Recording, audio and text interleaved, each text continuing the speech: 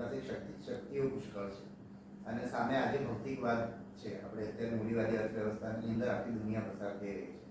તો યુવાઓ પાસે પડેલી શક્તિઓ છે માત્ર ભૌતિક વસ્તુઓ હાંસલ કરવામાં ના જતી જાય, એમની પાસે જે શક્તિઓ છે યોગદાનની સ્તરે રહે એ બહુ જરૂરી છે. તમે જ્યારે આટલા સિનિયર અધિકારીઓના આદર્શ તરીકે પૂછ્યા તો હું તમને સાથે સાથે એ પણ કહું કે જેને આપણે બહુ નાના ગણીએ છીએ, એવા પોલીસ સબ ઇન્સ્પેક્ટર કે કોન્સ્ટેબલ, હેડ કોન્સ્ટેબલ, એમાં પણ ઉત્તમ કોટીના લોકો મેં જોયા છે.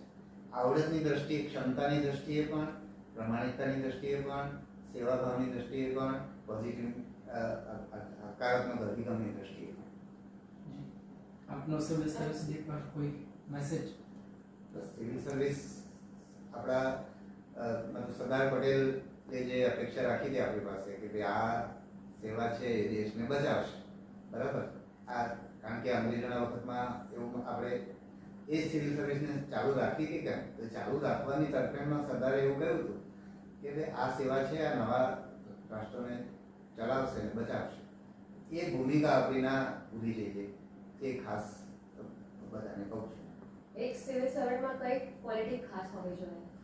આઈ થિંક એક તો પ્રમાણિકતા, હાર્ડવર્ક, લોકો માટેની ભાવના, સંવેદનશીલતા, પારદર્શિતા, સાદગી, આટલી વસ્તુ મારી દ્રષ્ટિએ હોય. કારણ કે અને નિડરતા, પ્રમાણિકતા અને નિડરતા જોડાયેલા છે. પ્રમાણિકતા વિના નિડરતા ના આવે, બરાબર છે. તમે પ્રમાણિક હો તો જ નિડર થઈ શકો. અને પ્રમાણિક રહેવા માટે સાદગી પણ બહુ જરૂરી છે. તમે પોતે બહુ ખર્ચા કરતા હોય પછી પ્રમાણિકતા તમારા માટે શક્ય ના હોય. અને એમાં પરિવારનું પણ બહુ યોગદાન છે. એ ગાંધીનગરના મ્યુનિસિપલ કમિશનર છે એ બહુ સારું કામ કરે છે. તો મેં ક્યાંથી સાંભળ્યું, એમના મળે મેં નથી સાંભળ્યું, ક્યાંથી સાંભળ્યું કે એમના પત્નીએ એવું કહ્યું કે ભાઈ તમારે સવારે 6 વાગે પણ જોવા જવું હોય સફાઈ, કે 7 વાગે જવું હોય તો 4 વાગે પણ મારી ઉઠવાની તૈયારી છે કે તમારા માટે હું નાસ્તો બનાવીને રાખું. તો સિવિલ સર્વન્ટ જે કામ કરતા હોય છે અને 4 વાગે પણ મારી ઉઠવાની તૈયારી છે, કારણ કે ગાંધીનગરનું આપણા ઉપર બહુ બધું ઋણ છે, બરાબર. તો કોઈ પણ સિવિલ સર્વન્ટે કામ કરવું હોય તો એના પરિવારનું પણ બહુ મોટો ટેકો હોય છે. કારણ કે પ્રમાણિક રહેવું તો પરિવારના વેલ્યુ જુદી હોય અને અધિકારીની જુદી હોય તો એ ચાલી શકે નહીં. સરકારની નીતિઓને અમલ લાવવામાં એક સિવિલ સર્વન્ટનો બહુ મહત્વનો ફાળો હોય છે.